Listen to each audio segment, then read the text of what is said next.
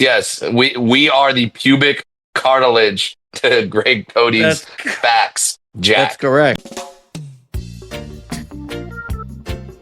This is The Greg Cote Show with Greg Cote. Pardon it. Here's your host, Greg Cote.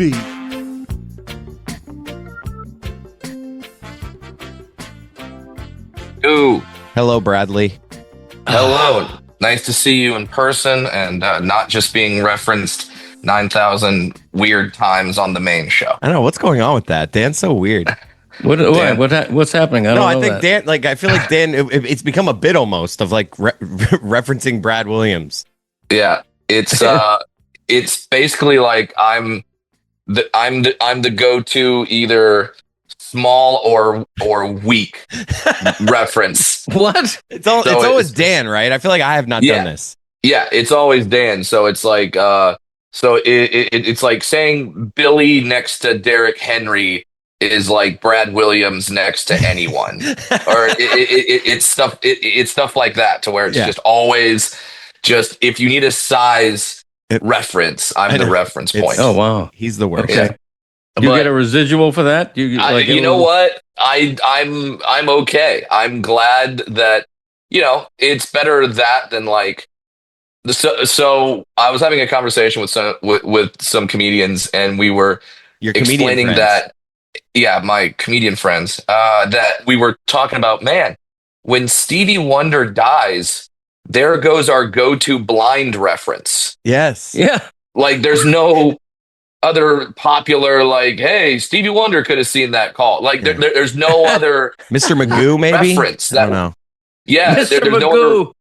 yeah, there's no other reference that we have that like Good. everybody gets that means blind person. Like when Stephen Hawking died, that was horrible for obviously Stephen Hawking, but then that was the main reference for that kind of disability or something like that. And when now Lizzo has lost weight because she was like the go-to, like, all right, it's okay to make fun of her weight and Right. it's fine. And it's like, geez, all our references are leaving, and I don't like it. That's hilarious. When you and the other comedians get together, Yeah. I feel like can you just have a normal conversation? I feel like if comics are in the same room, No. you gotta like one up each other and make each other laugh. Correct. There will be serious conversations, there will be heated conversations, but all under the guise of bits. It's always bits, and it will always return to bits. So even as we're debating complicated issues, there will always be jokes. And then once the jokes start flying, we are firmly aware that we do have to one up each other with the jokes, and there's nothing that we could say.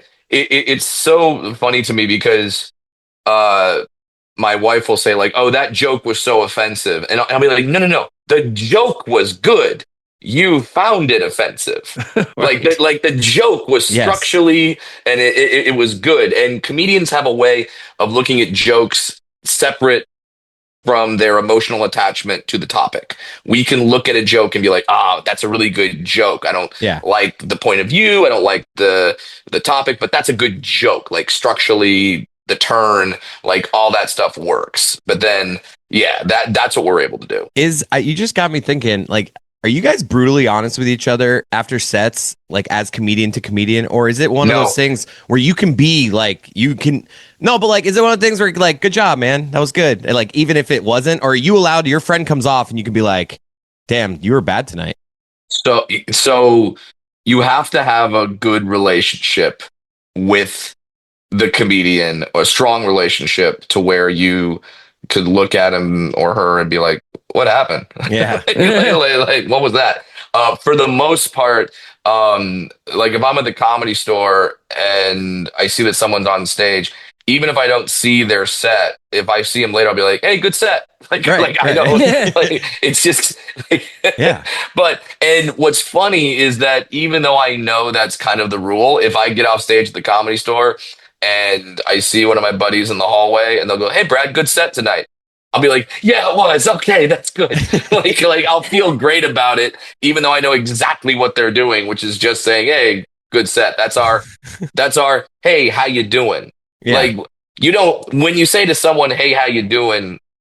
The vast majority of the time, you don't want them to stop and be like, well, it's been a rough week. This is happening at house. This is happening with my Right, kids. This is right, happening. Like, right. you Just don't say, want to give me hear the small that. talk. Give me the Just small talk. say fine. Just say fine, and then Right. we'll move on. Yeah. Say good set. I didn't get a chance to catch it, but seems like it would have been a good set. We will sometimes say, if you don't hear the set, you could say like, hey, I didn't hear exactly what the jokes were, but the crowd was really loving it. Like, you can say that, and then that's like, that basically means a good set. So that kind of has your bases covered. The worst is when like someone, and this has happened to me, where I said good set to someone, and then they looked at me, and then I found out that like it went horrifically bad. Oh, right. Like horrifically bad. Yeah. So that is the one thing that you're hoping doesn't happen, is that you say, hey, good set. And you're like, a woman ran on stage and punched me in the Yeah. face. What were you talking about? Like that's what you're hoping, which is very rare. So that, that's, it'd be like if Chris Rock walked off stage at the Oscars and someone went, hey, great job on stage. Like, Will Smith hit me. Yeah. Like, what are you talking about? Like, no, that wasn't great. I saw a clip of Mark Norman talking about that Netflix is thinking that the next big roast, like to try to follow Tom Brady, is going to be Will Smith. I've heard that as well. Yeah. And Oh. I think I agree with Mark that where Will is right now, that's how he comes back. He needs that. That's how he comes back. And that's kind of like Tom had that for a bit. He had a little bit of a rub after his roast, where everyone was like, hey, that guy, he's not that bad. He was able to laugh at himself and Yeah. and that's a key thing, where if Will can be self-aware, if Will can take it, if Will can hear an hour of the most brutal Oh my God. jokes and not, assault the person that's doing it, I think that would really help him kind of get back. And it like, the thing about a roast, when people agree to it, and I think Tom Brady talked about this, is Tom Brady takes that like, yeah, let's do a roast, and be like, in his mind, he'll be like, well, what are they going to joke about? You won too much. You're too good looking. Yeah. This will be a good night. Yeah. And then they go up and talk about him being a bad father. And you're like, yeah.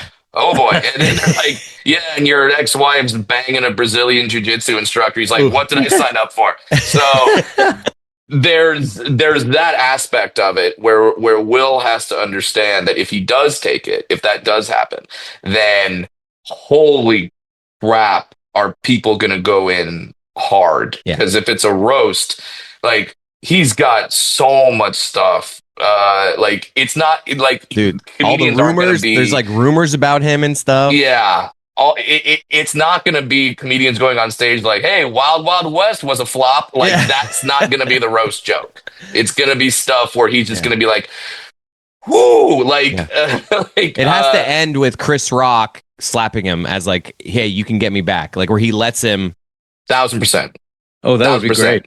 If that's how it ends, that's it. Mwah, everyone's back. Everyone's back. Everyone's good. Everyone's fine. Like, yeah, it's kind of, you talk about that. It's kind of it's kind of my philosophy in terms of my comedic philosophy, where I take the bullets out of the gun before you use them. I make fun of myself, and then you're like, oh, he already did the thing. It's the 8 Mile thing, where Eminem in 8 Mile made fun of himself during a battle raps, and the other guy had nothing he could hit him with. That's essentially what you do. But it is curious to think, like, will someone like a Will Smith, or these people that have these kind of egos, like, I was listening to the Mark Cuban Pablo Torre episode, and in my head I go, Mark Cuban read a tweet and said, I'm going to challenge this guy who's got 7 months of reporting on this very issue, Harvard educated, who used to be the captain of the debate team. I've got this. Yeah. Like, that's the ego of some of these people that are involved in these types of things, where they just think that they're like, it's gonna go okay. And then they get in the ring and they're like, holy crap, this is not what I expected. Brad, I know my dad wants to talk to you about this movie you're coming up. And I'm wondering, as we kind of get into this movie, have you officially changed? Like, let's say you go on a crappy, like, celebrity game night TV show where it's like, Brad Williams is here underneath your where your name pops up. Is it just going to say comedian, or will it now say comedian/actor?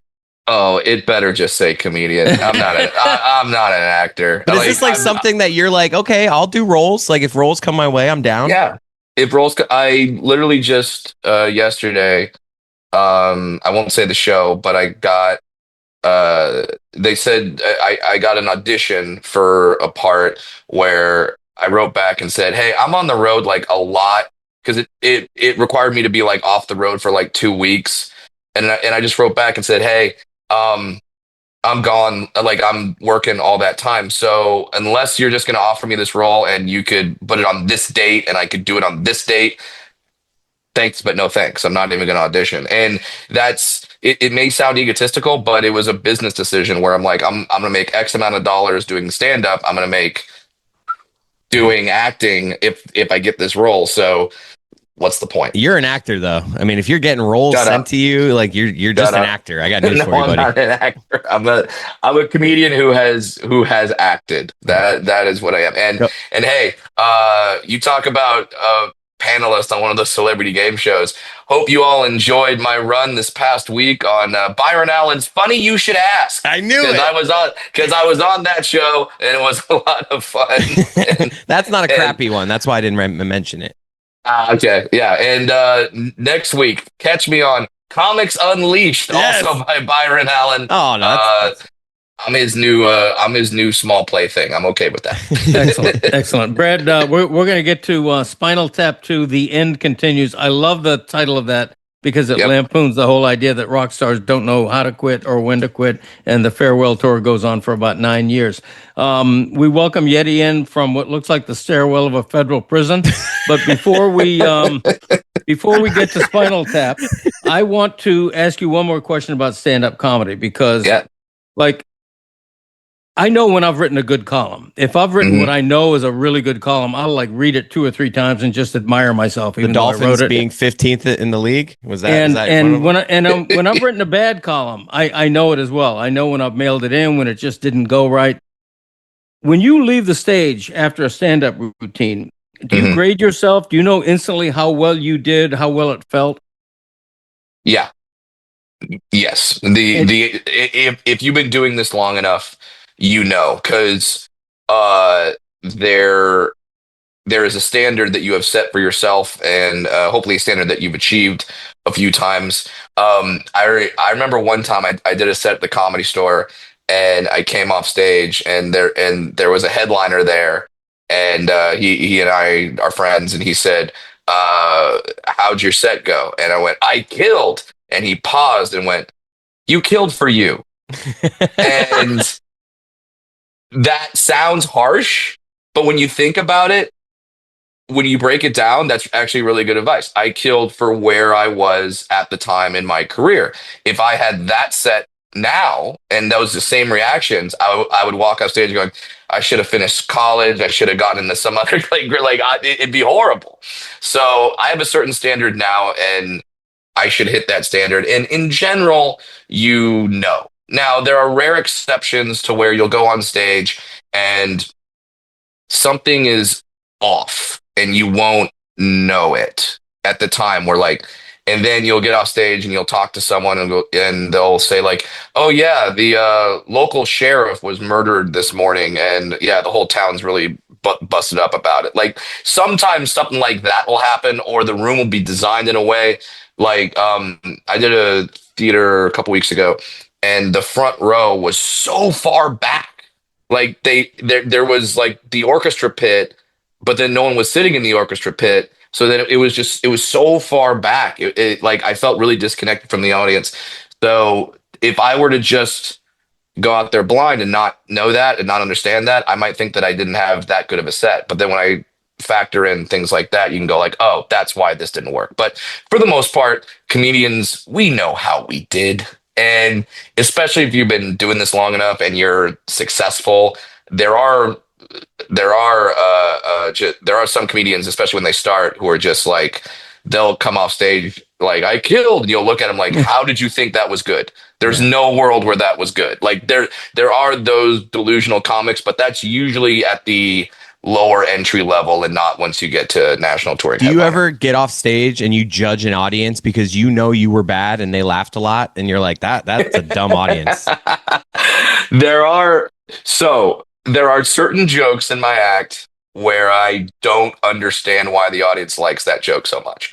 You Where it hits, never so you keep it in your act because it hits, but you're just like, this isn't funny. Like, what is it? Can you tell us it? Which joke is it? Oh God, there's two right now. You don't have to if it's complicated. Yeah, I'm going through the act, but like, it's just like, okay. So one of my more popular bits that went the most viral, this is fine because it's already been in a special and all that, was the urinal joke where I'm talking about the lower level, how in every bathroom there's always a low urinal. That's my urinal, and no one should touch that urinal. That is mine. That is reserved for me. I just used the restroom here where I'm at, and they've got in a row low, medium, and tall, and I thought of you. Yeah. Yes. Yeah. People will DM me photos of small urinals from bathrooms. It's very strange. And for me personally, I never liked that joke. Right. I never liked it because for me, it's just life. Like that's just what I encounter on a day-to-day basis. But for some people, it was a sort of an aha moment where they go, "Oh, I'd never even realized that." Like, yeah, that's the only urinal he could use. But I'll take it. You never know what's going to hit. Now, even to this day, if I'm like at a game and I go to the bathroom and someone, or an airport and someone's using the small urinal, I will announce like, "Oh, you messed up. Oh, you messed up. Like you're using the dwarf urinal and now a dwarf just showed up." Like, I will announce that in public bathrooms just because I'm a whore for video laughter. That. You should like do that. Like, yeah, Chris, you can't really pull out a video camera in a men's bathroom. No, you can't. That'd be a little weird. No, you can't. Yeah. It's like, no, you can't. And you should. No, you can't. That'd be hilarious. There was one time I actually did that, and that's how I got to meet the actor Chris Pratt, because I was at a Laker game, and courtside? This was the first time I ever sat courtside, and it was only because I won the tickets in a raffle that like the tickets were way too, like I got it for nothing compared to like what they should have been. But if you're courtside at a Laker game, as is, I think a lot of arenas have, it's like an under area. Yes, there's like a VIP area where you go for food and bathrooms and services and stuff like that. And I went to the bathroom one time, and there was a line of urinals, and Chris Pratt was at one urinal. There was like 8 urinals that were open, and then the small urinal, and there was a guy at the dwarf urinal. So I announced to basically just Chris Pratt. I was doing this just to make him laugh. Yeah. I said my line where I went, "Oh, just your luck. You're using the dwarf urinal," and dwarf shows up, and Chris Pratt looks, sees me, and the guy just starts like busting up laughing. And then we start talking afterward, and I tell him I'm a comedian. He's like, "I'm an actor," and I'm like, "I know. You helped kill Bin Laden in that movie." So yeah, it's good. So yeah, I still have Chris Pratt's number. I don't know if I've ever used it. Call him right now. Yeah, call him. Let's get him on the phone. Yeti, what are you in for? I'm in for Choral to Life. What chaperoning. Is that, my Yeti? son is in the all district honors course here in Athens, and so I swing out and chaperone. But while they're practicing, we can roam the city, we can do whatever. So I chose to record a podcast with a 71-year-old man. Yeah, so you drove all the way there to not watch your son do something. Got it. Pretty much. Okay. And do you have your like laptop on like the ledge of like a stairway? Like, because like, you're on stairs, and I could just like, I'm like, I don't know how you could have a desk there, but no, there's no open desks in the building, and so I was walking around this morning. I'm like, this'll do. How many odd looks? How many odd looks have you gotten so far? We've only had one person walk by, and I didn't clock whether or not they stared. Yeah. Right. But Yeah. I would like to ask them how they feel that Brad Williams hasn't booked Athens, Georgia on his upcoming tour. No, I was there. I was there earlier this year. Yeah. I was there in Athens earlier this year. So Where were you? Were you at the Georgia Theater? The theater that's pretty much on campus at the University of Georgia, and then I messed up the chant. I tried to do the Pat McAfee, and I tried to do the chant, and I messed it up. And you don't want to do that No. in front of Georgia fans. Oh no! Thankfully, I saved it with the "Go Dogs, Sook 'em, hur," and I started barking, and then they jumped back on him, and we're good. But I tried to do the whole like "Ain't nothing finer in the land," Yeah. but Oh, I forgot what came up next. I'm like, Oh no! God! Oh, I'd have had a so, cheat yeah. sheet. I'd have had a teleprompter. if that ever like it's just a thing. If you're gonna add something and you're gonna do like a hometown thing, make sure you get it right. That's my advice. Yeti just made me think of this because he was like, "Come, why don't you come to Athens or whatever?" Why do comedians avoid South Florida? Isn't it a good market? Like, is it just bad for comedy? So, if by South Florida, do you mean Miami in particular? Miami or even Fort Lauderdale. Like, I know you're good about it. You usually put it on your tour, but I've noticed like with like a lot of comedians, when I see like their tour come out, it just seems there are some places that everyone goes every time. And it just seems like South Florida in general, they go to Tampa. They go to Tampa a lot. Yep. Do you want to know the real answer? Yes. Yeah. You guys don't buy tickets. Oh, that's good. No, that's what I figured. Answer. That's what I figured, right? That's what it has to be. Yeah. So I'm noticing this because I'm going to be in Fort Lauderdale on December 30th Yes. Of this year. And the last time I was in South Florida, it was a Miami date. And the Fort Lauderdale date is selling so much better than the Miami date did. Okay. Miami is a tough nut to crack. It's a tough market to sell tickets in. Right. And like I remember when I was selling out clubs and making the jump to theaters, I played the Miami Improv. I think you came to one of those shows, Chris. Yeah. And it was not sold out for that weekend. So we look at that and go, yeah, sure, I'd like to go to Miami for a weekend. I'd like to go to Miami, but you guys don't buy tickets. Now, that's not across the board. There are certainly some comedians that will go there and do well. But in general, Miami is a tough nut to crack. So when you're looking at your tour schedule and what to do, you kind of look and Greg's waving at the people walking by Yeti. That answers the question. But I will tell comedians, go to Fort Lauderdale. They're down to clown. Yeah, excellent. Now, Brad, I want to finally get to Spinal Tap II. The end continues. Yes. Confession, I've seen the trailer. I have not yet seen the movie. In the trailer, you're dancing. Trailer. Yes. Sailorin. Sorry. Yeah, there you go. Tell me about that scene. Is that your only scene in the movie? Because I don't know yet.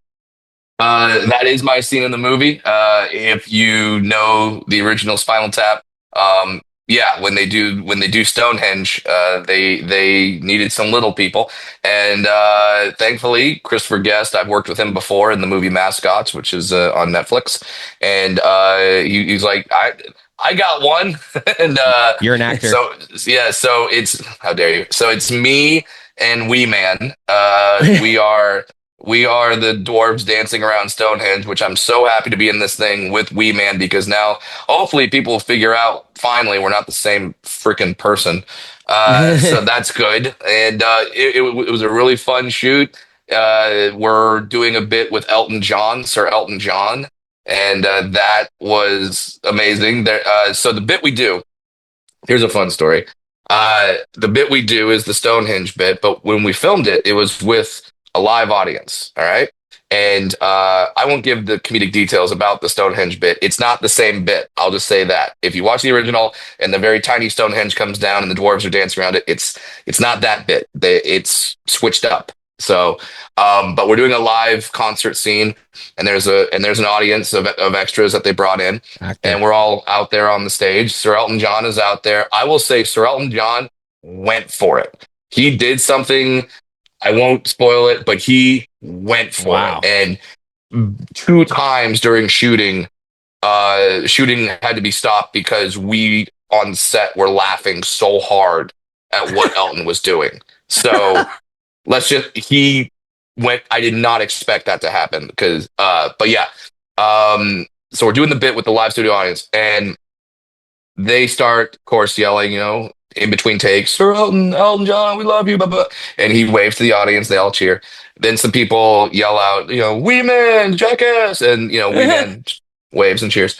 And then one guy yells out, "Brad Williams, love you," and then more people start chanting for me, and it's loud, and Elton looks around. I haven't spoken to him. I haven't seen him. I haven't talked to him. I'm on set with him, and Elton just looks at me and just goes, "Who the f are you?" And I'm just kind of like, comedian. I'm Brad. I tell jokes. So yeah, that will be on my epitaph. We've talked about Greg Cody's epitaph. On my epitaph, it'll be Brad. Here lies Brad Williams. Who the f is he? Wow. And was that the closest you came to quote unquote meeting him? That little exchange. We talked a little bit later. I got to have a few minutes, and it was weird. I'm one of those like, how did I get here moments? Because I'm standing there having a conversation about performing with Sir Elton John and Rob Reiner. And that's just like, I'm sitting back going, I don't belong here. I don't know why I'm here. Like, Sir Elton's talking about playing like Yankee Stadium, and I'm just there like, yeah, when I'm at the Funny Bone in Columbus, Ohio, let me tell you. You should have asked him, which retirement tour was that one? Yeah, he's one of the notorious. He's gone on a few farewell tours. Never ending retirement. Yeah. If you had the Look at Me Louie sounder, this is where you would be about to play it. Because I did something with Neil Patrick Harris, who is very good friends with the Johns, as he says, Elton and his husband. And I kind of made the joke of like, he's gone on a few retirement tours. And Neil kind of looked at me and went, well, Elton has real expensive taste. Yeah. So He does. I figure he's on a retirement tour. He decorates another house, and then all of a sudden he goes, ooh, and then he has to go out and make another few $1 million. Wow. How many times your payment for that do you think Elton got? Oh my God. Like it's what you made times what equals what Elton made in that movie. Well, so there's multiple aspects of that. I could get into the weeds of it, but let's just say a lot. And they had to do a lot to get him. I mean, because this scene was shot at like a college basketball arena in New Orleans, someplace where you would look and be like, well, Elton John would never be there. Yeah. But he's there, and his writer was unreal. Can you share? I didn't get to look at the actual writer, but let's just say this. Say what that is for people that don't know. Okay, so a writer is something that an artist puts out to the venue that they are playing, where they say, hey, if you want me here, these are the things that has to be done to get me there. Now, writers, the old joke is like, oh, only red M&Ms or no green M&Ms. That's the joke, which actually comes from Van Halen. And there's a reason why they did that. The story is that Van Halen had a lot of complex pyrotechnics in their show. And so they put the no green M&Ms in their writer because they knew if they walked in the dressing room and they saw no green M&Ms, they read the writer and they followed the instructions. So if they saw green M&Ms, they go, oh, we better double check these pyrotechnics and make sure they're all up to snuff. So that's nice. Yeah, that's a fun fact behind that. So that's a writer. It's not only technical, but also your dressing room. So when we get to, once Elton leaves, he had a section of the locker room backstage area that was all blocked off. He had security, like you couldn't just walk back there. But after he left, we got to kind of go back there and check it out. This writer, whatever it was, made a dingy college basketball arena in New Orleans look like the Four Seasons. There was draperies, there was candles, there was candelabras, there was this whole thing, and I'm just like, Okay, Elton. Sir Elton knows how to live. This is caviar. nice. What was he snacking on? There was a swan that fed you caviar and could speak French. It was really complicated, but it was really extravagant. And but Sir Elton's just kind of like this guy that's like you kind of expected from him. Yeah. I'd almost be I'd be shocked and disappointed Yeah. if he was just a regular guy. The full Like, experience. no, you're Sir Elton John. Go nuts. Be a diva. All good. Yeah, I've heard that in real life he spends about $10,000 a month on flowers. I've also heard that instead of a can of bathroom spray, his version of bathroom spray is like $300 an ounce perfume. So I don't know whether that just it seems so like it would be true. No poopery in his bathroom. I don't think so. I have that in my travel bag. I have a thing of poopery in case I'm ever in a bathroom at an airport and I'm like, I don't want to see anyone seeing me walk out of this stall. Hold on. Did Elton seem like a nice guy? Yeah, he seemed great, and like I said, he was able to laugh at himself, which kind of goes back to what we were talking about earlier. And he didn't half-ass the bit. He went full into it. He was very dedicated, and I'm really excited for people to see it. And Sir Elton's not the only person. There's a Sir Paul McCartney in this movie.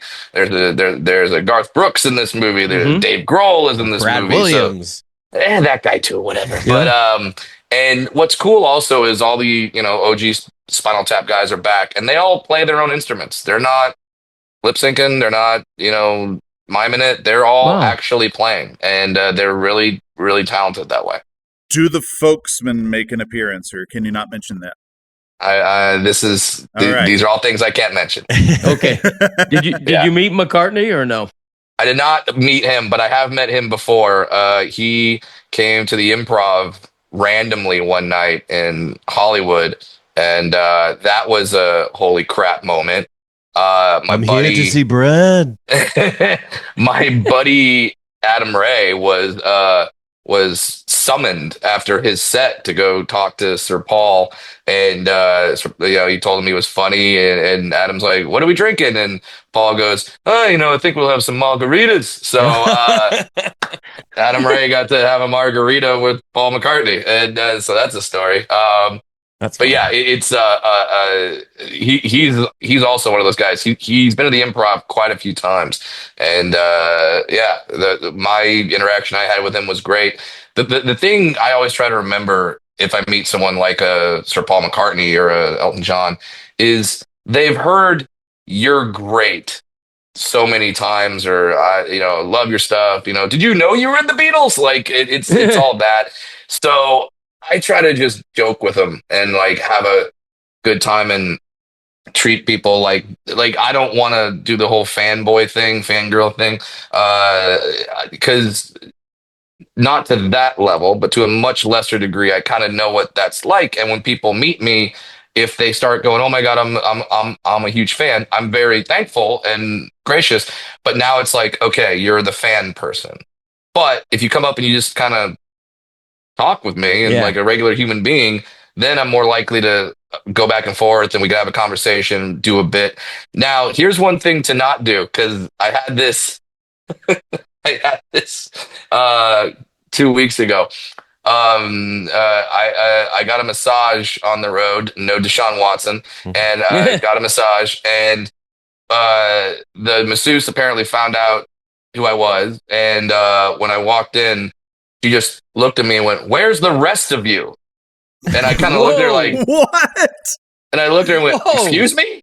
And she goes, "My friends told me to say it. They said you'd like it. They said it'd be funny. No. They said it'd like it." Then totally backtracked. Yeah. It was just like, that can't be the first thing you say to me, especially when I'm about to get naked in front of you. Oh my God. Yeah, I guess it's better she said it when my clothes were still on and not when she could see me and say, "Where's the rest of you?" She lifts up the sheet like, "Yeah, where's the rest of you?" But yeah, that I would say don't do that. And that's the thing about being a comedian is some people get very comfortable with you very quickly and will say things, and you kind of want to look at them like, don't do that. Just say hi to me. It's fine. No, Streeter was telling me a story. He was at Disneyland with his kids, and it's right before the Main Street Parade started, or whatever the ending stuff is. And as kids are having a meltdown, so they're leaving early. They're ushering them out toward the exit. Well, Jack Black is bringing his kids in the entryway, and he's like, "What do I do?" He said, my gut just told me, raise your hand. So he rose up his hand, and Jack saw it, and he gave him like just this vigorous high five and kept walking. And he's like, I'd like to think that he really appreciated that type of interaction. Most, but I'm sure he did. I'm sure he did. It'd be rude if they did that to you.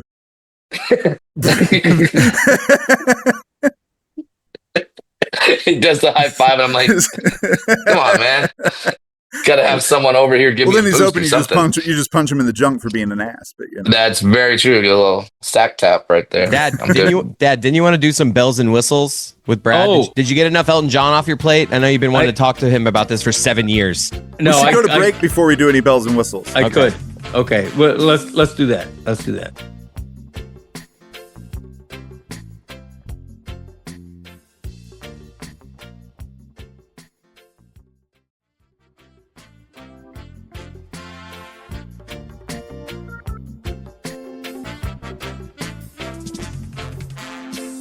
And we're back. Brad, do you have 10 more? You got to go? You have 10 or 15 more minutes? No, I'm good. I am in my hotel room in Anchorage, Alaska currently. What?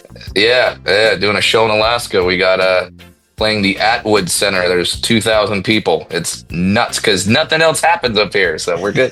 That's gotta be pretty cool, knowing that you have fans like all over, like not just in the big, not cities, Miami, but like apparently. In Anchorage. What's that? Not Miami. Yeah. No. Yeah, not Miami, but everywhere else. No. One of the cooler things of my career was last year when I got to do a tour of Europe, and I've never been to countries like Norway or Denmark or the Netherlands before, and we would play venues there, and they'd be packed, and it was like, holy crap! Like this internet thing is pretty cool because that's how they know me. They're not coming out because they're big fans of the movie Hercules Saves Christmas, which aired on Animal Planet, where I played an elf. Yeah. They're not a big fan of that movie. Maybe they're all just Levitard Show fans. All Levitard Show fans, exactly. Greg, you could go there and do a book signing in Copenhagen, and there'd be lines around the block. There you go. My dad had a fan event this past week that wasn't sad at all. Oh yeah. No, the Miami Herald had an event, and we don't want to go there. It was very sad. It was sad. It was sad. Just ask him if there were more question askers or panelists. I think the very way you pose that question is the answer. So we're not even going to go there. 6 panelists, 3 very enthusiastic fans. That is so close to the truth that it's scary. So let's not elaborate on that. Don't exaggerate. There were only 5 panelists. Okay. Before I get to dad jokes, Brad, I want to ask you to share the story. I feel like I cut Brad off. Were you going somewhere? Were you in the middle of something? No, I wasn't. Okay. I wasn't. Brad, I want to ask you real quickly to share the story about the time you met Roger Goodell and how that conversation went. Yes. Okay. So I love this story. This was last year for the NFL draft, Green Bay, Wisconsin, and thankfully, I've got a great relationship with the Denver Broncos. I'm a lifelong Broncos fan, and I would highly advise if someone is out there and they're D-list celebrities to definitely be a fan of a team that doesn't have a lot of celebrity fans, because they move you up right to the top, and it's awesome. So you're a fan of the Dolphins. There's so many people in Miami. You're behind the Estefans. You're behind Mark Anthony and everything else. You got a lot of people in front of you. You go to the Chiefs. God knows how popular you have to be to get some hookups there. But if you can be a fan of the Jacksonville Jaguars, Denver Broncos, oh yeah. you're gonna be all right. It's you and Angela Kinsey. That's it. Angela Kinsey from The Office. That's literally.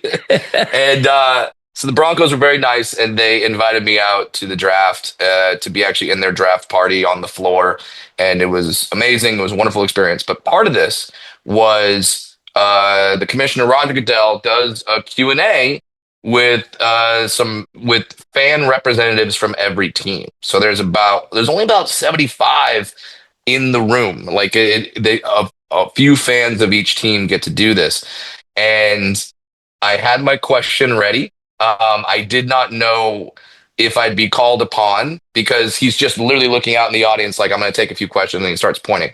Luckily, I'm near the front. I stand on my chair, and I'm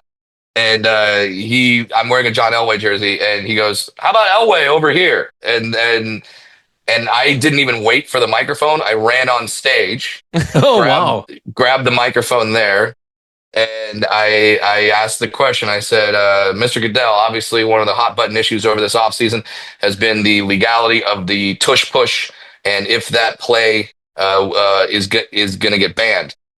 Speaking of unconventional plays, the recently passed brilliant football coach Mike Leach once proposed a play where you'd actually put a little person in the backfield, and then the fullback would toss the little person over the line for short yardage situations. Any chances of that play being implemented this year? And it couldn't have gone better. Goodell was cracking up. The fans were cracking up. Some of the fans recognized me, so they kind of knew that something was going to happen. Okay. And but they were all cracking up. And Goodell just looks at me and goes, "You're hired." So, and we all got to take a photo with Roger later, all the Bronco fans. And a fun note about that is I got to take a friend, and one of the biggest football fans I know is my college roommate, who is 6'5", ironically. So a very big guy. And he's the biggest Dallas Cowboys fan I know. But because he was going to the draft for the Denver Broncos, he was required to wear Broncos gear. So he had to wear Broncos gear the whole weekend. He's on screen if you watch the draft. He's on TV cheering for the draft pick, and he's a Cowboys fan. Oh my Lord! That just made me laugh. But but we got to take a photo with Goodell, and I told him, thanks for entertaining that question. I go, "My name's Brad. I'm actually a professional comedian, and I'm not just a nobody. That's what you did. Yeah, that's what you hit him with." Goodell kind of looked at me and goes, "I knew it." like I knew. I go, no fans got that at the ready. So that was a really fun time. And don't be surprised if you don't see me at the draft again this year in Pittsburgh, PA. Now you just said, as last time, you got to bring a friend. How many no's before I get the text of like, "Hey Chris, you want to go"? How many no's are you getting from people before you're like, "You know what, I could ask Chris"? My current opening act, his name is one of them. His name is Quincy Weekly, great comic. He is a Broncos fan, and so I'll probably end up bringing him. So I'd say about you're probably like 5th or 6th on the list, Chris. Oh wow, MySpace top 8. Nice. You're in the top 10. You're in the top 10. Nice. That is not an exaggeration. Congrats. Yeah, because then you do some correspondence for the Greg Cote show. There you go. That's right. All right. Dad jokes, anybody? Sure, Dad. Let's go. Go ahead. Okay, we've been laughing a lot, so it's time to bring down the laughter little with dad jokes. He's always kind of thinking that his puns are in vogue. He cracks himself up like an egg with a yolk. And now Chris's morale is broke. Dad jokes. Number 3, where did the laundry get its degree? Where's that? University of Washington. Oh. Number 2. Is there like a Dreyer University or something? I thought there was like Dreyer State or something. I don't know. Fred Dreyer. Dreyer, I think. Dreyer. Yeah, I could have. That would have been a good one. Yeah, or a Fred Dreyer joke somewhere there. But and Brad, feel free to use any of these in your act, by the way. Oh, thank you. Thank you. Number 2, why had someone smeared peanut butter on the road? To get to the other side. I don't know. To go with the traffic jam. All right. By the way, I'm implementing a rule for the final 10 minutes of this episode where at any point, even if I have to interrupt somebody, I point and I say, "Go, Yeti," and you have to unmute yourself and loudly start singing the Football is Back Jack song. Deal? All right. Go ahead. Okay. Continue with your program. Number 1, what do you call a robot that takes a different path home? What's that? R2 Detour. I love the silence after it. This is one of my favorite moments of my week every week is just that 3 seconds of silence. 3 facts, Jack. There are 3 things that interest him, so sit right back for 3 facts, Jack. Brutal. The Emmy Awards were named the Emmy Awards after the Emmy, a nickname for the image orthicon tube used in early TV cameras. The name was later massaged from Emmy to the feminine Emmy to better suit the design of the statuette depicting a winged woman holding an atom. Number 2, before they were ever used to cut wood, chainsaws were used during childbirth to facilitate the widening of the pubic cartilage. No. Wait, can you run that back to me? Say that again. Number 2, before they were ever used to cut wood, chainsaws were used during childbirth to facilitate the widening of the pubic cartilage. Ouch. Number 1. First of all, yeah, I just gotta say, I doubt this was before we had like gasoline powered chainsaws. I'm guessing these were like hand crank chainsaws or something like that. Because I can't imagine being in the middle of an operating room and like just the smoke comes up and it just the first.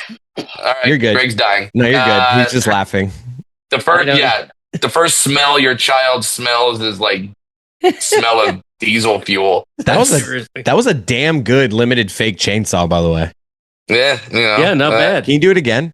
Yeah, especially God, this thing. I sometimes I just do things off the top and I don't realize if they're good or bad. But now I just did the Dan move. Sometimes I'll do like a little impression of something and it's funny, and then he's just like, "Do more of it," and I'm like, "I don't even remember what I did." I don't remember. I was just fact checking. I was just fact checking number 2, and I can't even read it out loud. It's too graphic. There you go. He's okay. That means it's accurate. So, so if you pay a premium, you'll get the Greg Cote Show After Dark episode where Yeti will actually explain the gruesome details about this fact. Yeah, new game actually. When I point and say go, you have to read that fact loudly instead of singing the song. Yes. We all love the phrase pubic cartilage. Number 1. I saw them play Coachella. Number 1, the highest amount of power a horse can produce amounts to 24 horsepower.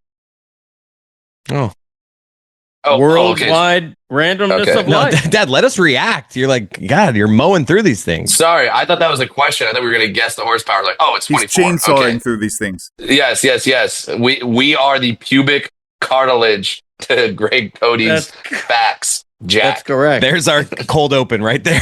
Yeah.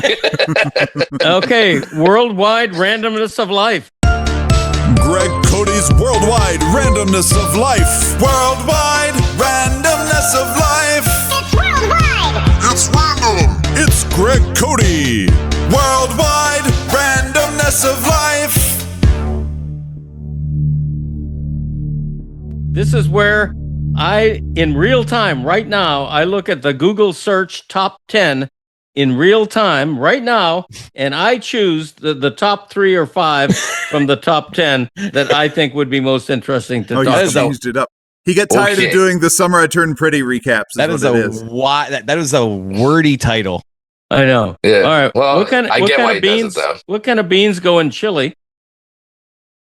All right, you're the resident cook here, Greg. So you could probably. Well, no, he rattles off all these to know the answer, and then we pick what we want to talk about. I think is how this is supposed to work. Okay. Okay. Yeah. Okay. What's happening right now? 21 Pilots Breach Tour set list. Okay. Halo Master Chief Collection update. No idea what any of that means. And Steam launch failure planet Centauri. You know what we're listening to right now? This is my dad thinking on his feet. Like we are hearing my dad trying to like edit himself. And it's just like, maybe just read all of them, Dad, because right there, that was painful to get through. And you had 10 of them there, and you picked 3 or 4. Why would you choose one where you didn't understand a single thing? Because they're all bad. Okay, here's all 10. Naturalization Civics Test 2025. Steam launch failure Planet Centauri. 21 pilots breach tour set list. Panera Bread bakery closures. Pittsburgh Steelers. The Moon Venus. Mark Welsh, Texas A&M president. Halo Master Chief Collection update. Him movie reviews. And Hallmark Cards Chapter 11. It is so funny how much better you do that when you're like, I'm just going to read all of them instead of trying to make the decisions in your brain of which ones to do. Hallmark Cards Chapter 11. Let's go for it. Yes. Okay, let's go for it. I was going to say Panera. I was going to say Panera Bread closures, but go ahead. I mean, I don't like that either. Iconic greeting cards chain files for Chapter 11 bankruptcy. I don't know how that's possible with how much they charge for those cards.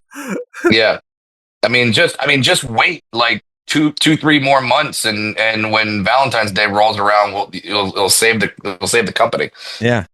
Honestly, when he said Chapter 11, I was thinking of Chapter 11 of a book. I wasn't thinking bankruptcy at all. No, Yeti. It's a greeting card. It only's got like 2 pages. Doesn't go to Chapter 11. I guess I don't know how they work. I think too many people now are refusing to buy cards because they're so expensive. Well, I think everyone goes to the dollar store, right? I mean, who goes to Hallmark anymore? Okay, but we get them at Kroger. Like they make them cheaper. My wife loves a birthday card. Begs to get birthday cards. Christopher refuses to get her one. That's not true. I even texted him this year to remind him. I said, "Hey, don't forget to my dad. Thank you. That's Christopher. Rude. This woman her a card. He's lying. This woman sacrificed her pubic cartilage to give you life. Right. And I was working the chainsaw. And you won't get her a card? Card. I need that on the record. I don't know. Why are you saying I didn't get her a card? Just for the joke of it. Thank you. I mean, like tee up, Brad. Okay. All right. Did he tee you up properly, Brad? He teed me up properly. Yeah. Hallmark filing for Chapter 11 for greeting cards. Yeah. If people get a greeting card, they just go to CVS where they get just about everything, or Walgreens, and they get a dang card. It's not. Yeah. Yeah. That's kind of, it's just the convenience of it. This is Amazon putting other people out of business, and this is CVS, Walgreens putting Hallmark out of business. But as long as they keep making the movies, Mario Lopez can still play the romantic lead, and then please keep making the Hallmark movies. You're going to be in one of those movies sooner or later. You're an actor. I'm fine with that. Yeah, it'll be what? Yeah, I'll be in a Hallmark movie, and it'll be called Small Town Christmas. Who are the famous comedian actors or actor comedians? I mean, there's so many. There's few that have won Oscars. Like Robin Williams won an Academy Award, so I'd put him up there. But in terms of the modern day ones, Kevin Hart probably. He's in a bunch of movies and also still does stand-up tours. So I'd put him as the top one. And you. And me in Spinal Tap II. What are you gonna do the rest of the day in Alaska? I don't know. I've been here before. I've actually gone dog sledding up here in Alaska. Really? Which I imagine for the dogs, that was the happiest day of their life, because they're like, "Oh my God, we're just dragging that one. That's fine." They're like, "Where's the other half of you?" Yeah. They're fine. But I do love Alaska. I'm not going to get much of a chance to do much here in the city. Is it snowy? Is it like cold there? No, it's fine. It's about 65 and not sunny, but cloudy. So it's fine. Yeah. So I'll do something up here. I'll figure it out. The thing about when you do a comedy club, you can go there half hour before the show and you're good. When you do a theater, there's sound checks. I got to organize merch. I got to do a bunch of other stuff. So I got to get there about 3 o'clock. So I don't have time to do a ton of stuff. Wow. You don't have a merch foreman who handles all that for you? No, I'd have to pay them. Oh, good point. Very good point. Low overhead. I like it. I'll just do it myself. Okay. All right. So, Dad, I think that's it for this episode, unless like loses. Yeah, I think there's plenty else to talk about, but if any more pubic cartilage, anyone have thoughts? we're all done with that topic. What do you need to talk about? No, I still? think we're good. We'll what's on the cutting room floor here? What are we not getting to? Well, I wanted to talk a little bit about the Dolphins-Bills game. Okay. For example, I'm going to be the guy who continues to see the glass half full. They had a very good performance. It was the best they've played by far in the 3 games. But as I wrote in my column, nobody wants to hear that. Nobody wants to hear it. All people want to see is 0-3. The sky is falling. So it's hopeless for me to say, hey, but on the bright side. What is the bright side, though? Like, they played it like that was like as good as they could have played, and they lost by 10. Okay, they lost. It was a competitive game on the road against the team that is the betting favorite to win the Super Bowl. They were very competitive in that game. They've been better every game. They started off like shit. They were better in game 2. They were much better Thursday night. Okay. And so by the time they're 0-6, that 7th game, they're going to finally turn it around and finally start winning. It just sounds, Dad, like you were just a desperate man holding on to his preseason prediction. It's like I don't care what. Yes, maybe the arrow is pointing up every game because of how putrid they looked in the first game, but it just seems off with the whole team, the vibes. Like you're just a desperate man trying to like hold on to like some prediction. Like you can't be looking at what's on the field and thinking like this is a good team. Yeah, I am looking at what's on the field. What I saw last night was a team that had a lot of fight in it and a team that had not quit on Mike McDaniel, which I wanted to see indications of that. They host the Jets next, and then they play at the Panthers. There's a realistic thought that they could be 2-3 after the next 2 games. So, to me... So, just so we're clear, Connor McDavid, McOverrated. Yes. McDaniel, McUnderrated. Okay. Just so we're clear. I don't think he's McUnderrated. But he's 0-3, but he's McUnderrated. According to you, he's properly rated. He's a solid coach. He's probably properly rated right now. Let's just say that. He's properly rated. Properly rated doesn't really have a ring to it. But anyway, Lionel Messi re-signs. How am I on mute? Extends his contract. Big news in South Am I Florida. good? Can you hear me? You're good now, Chris. Okay. I was like talking. I was weird. You're quiet, but you're good. Well, that was a refreshing change not to hear Christopher for 30 seconds. Particularly when I'm talking about the Dolphins. This guy won't let me get in a word in edgewise.